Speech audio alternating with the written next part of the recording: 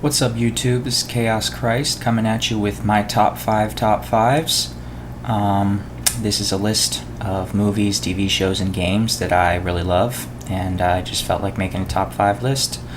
And so this is my 5 categories, 5 in each category, and they will be listed in ascending order from 5 to number 1. Alright, let's get started. Start off with games. Number 5. The number 5 spot on my list of top 5 games would have to be Star Ocean 3.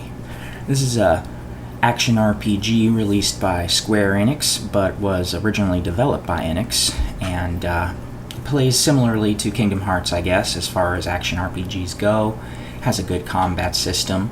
I really like a lot of the characters in it. It explores multiple different settings all in one game, all the way from fantasy medieval all the way to very super futuristic sci-fi. And it blends it together really well. Some people, I guess, didn't like the twist toward the end of the game, but I personally loved it. I did not see it coming, that's for sure, and that's what makes a good twist. You don't see it coming. And it really changes up how you think about the characters and the world of the game, and it really makes you question reality. And I just love this game so much. I've played through it multiple times. It has so much extra content, side stuff to do, items. It probably has the most extensive creation system for items, weapons, armor, whatever, in any game I've ever seen. Not only do you gather all these materials to create items, but you have to gather workers and all this other stuff, and it's just a side thing that they could have not bothered to add in, but they added in, and it added a huge layer of depth to the game, especially if you want to complete some of the post-game content. You really need some powerful stuff, so I honestly haven't beaten the final post-game dungeon yet. It's very, very, very challenging and very long, and I just haven't had the time. But yeah, Star Ocean 3, in my opinion, definitely deserves my top 5 spot. Number 4.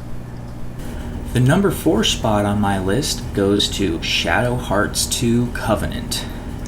Now, this is a turn-based RPG, which at the time of its release was already starting to be pretty rare, but it adds a really unique twist in the Judgment Ring, which allows you to basically, for each attack you do, or magic, or item, or anything, there's a hand that spins around the ring like a clock, and there's spots on the ring that allow you to use it. If you miss your turn.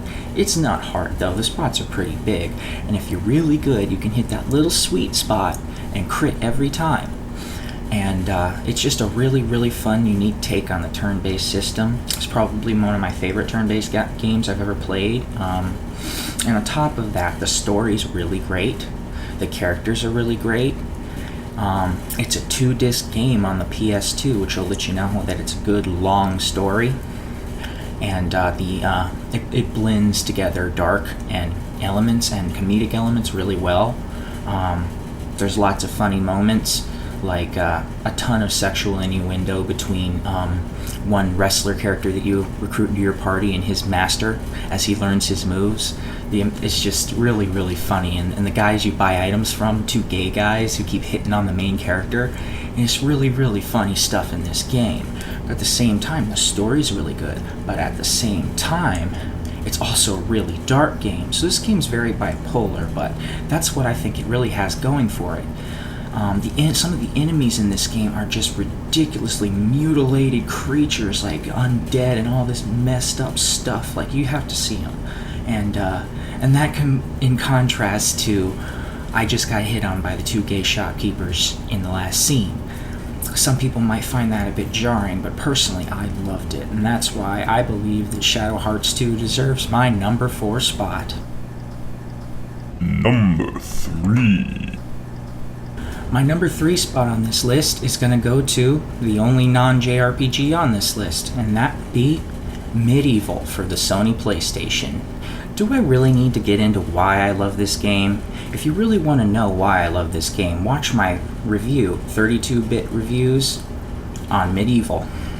I just can't say enough positive praise about this game. Everything about it I love. The graphics, the colors, the art style, the music, the character of Sir Dan. I just love it. I've always been a big fan of the undead and skeletons and all that stuff, and it just blends together macabre humor and darkness and fun gameplay, fun level design. Everything about this game is just wonderful, and that's why I gave it a 5 out of 5 in my review.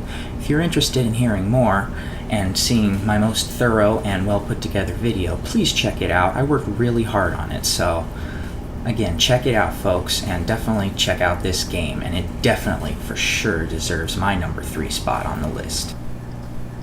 Number 2. My number 2 spot on this list is going to go to a game that some people hate and some people love, but personally, I loved it.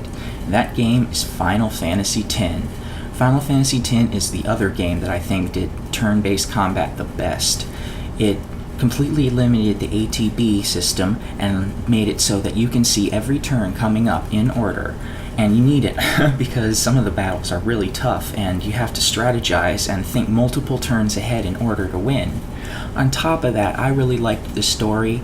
Yeah, the character of Titus was pretty annoying at first, but he grew over the course of the story from basically a whiny little know-it-all, or not know-it-all, a dumbass actually. He thought he know-it-all, but he found out that changed real quick. And I won't give away any spoilers, but again, there's a twist you'll find out in the end about what Titus really is, and it's really sad and heartbreaking, especially considering the fact that he actually develops a relationship with the female lead Yuna, and they actually do kiss and all that. And it was the first time that in any Final Fantasy that I've played that the love interests actually showed physical affection for each other, and for me that was a really good moment in the series, and it just resonated with me because, you know, call me sappy, but I love a good love story, and you know, it's just, I just really enjoyed it, and I liked most of the characters in it a lot, and most of them grew over the course of the story. And you know, it's just one of those games that I will always be coming back to for more, and that's why it deserves the number 2 spot on my list. Number 1. Alright everyone, it's time for the piece de resistance on my games list. My number 1 spot goes to Final Fantasy IX. Yes, Final Fantasy IX is my favorite game of all time. It is the game that got me into RPGs, and, well, everything about it is just wonderful. From the screen, every screen and shot in this game is a work of art on its own, and the story is a work of art. The characterization's a work of art. Everything. I just can't. If I was to say, if anyone asked me, what game do you think is a work of art, and what game will you use as an example to show people of art in games? Personally, for me, out of what I've played, I would pick Final Fantasy IX. I love Final Fantasy so much that I have a tattoo of one of the main characters, Vivi, on my leg. His story touched me so deeply, and I don't want to spoil it for you, so you just must play this game. Everything about it is just wonderful. It has that wonderful old school RPG feel, and everything. I just can't lavish enough praise on this game. The characters grow, the twists that happen, the emotional roller coaster this game takes you on is incredible. Add to that the fact that the superior and awesome music, the art design, everything is just screams art, and it leaps off the screen as you play it. And that's why I think that my all-time number 1 favorite game is Final Fantasy IX. That was my top 5 games of all time. This is Chaos Christ. Tune in next time. Same crazy guy, same crazy channel.